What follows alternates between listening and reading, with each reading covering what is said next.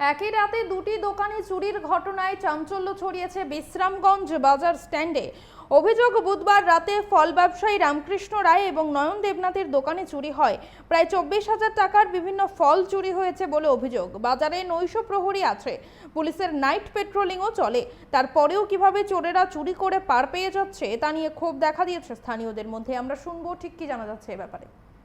তো প্রত্যেকদিন রাত্রেবেলা 10টা-11টা থেকে বাড়িতে যাই, দোকান বন্ধ করে গেছি, পলিথিন দিয়ে ঢাকা দিয়েছিল, বান দিয়ে গেছি। যাওয়ার পরে আমি তো এটা দেখতে এসেছি, আমার কাকা ফোন করলো, বললো তো দোকান তো চুরি হয়েছে আজকে। আমার দোকানের এখানে পুরা মনে 2 পেটির মতো নাম কাছে লয়ে গেছে। আর এখানে বেদানা আসলে বেদানাও মোটামুটি লয়ে গেছে 1 পেটি। এরপরে আপেল লয়ে গেছে আমার দোকান থেকে। আজকে 10-12,000 টাকা ফল নিয়েছেন। আগে কখনো এরকম হয়নি? আগে কোনো সময় না। আর এরকম জায়গার ভিতরে তো মানে ভাবা যায় না যে এরকম জায়গার মধ্যে চুরি হতে পারে। রাত্রে বাজার পুলিশ বা বাজার কমিটির তরফ থেকে পাহারাদার পাহারাদারও আছে। পাহারাদার আসলো, কালকে আমি দেখছি তারা আসলো, পুলিশও আসলো। তো কোন সময় কিভাবে চুরি করলাম এটাই বুঝলাম। আপনার নাম কি? আমার নাম রামকৃষ্ণ রায়। দোকানে 10-12,000 টাকার মাল চুরি হয়েছে।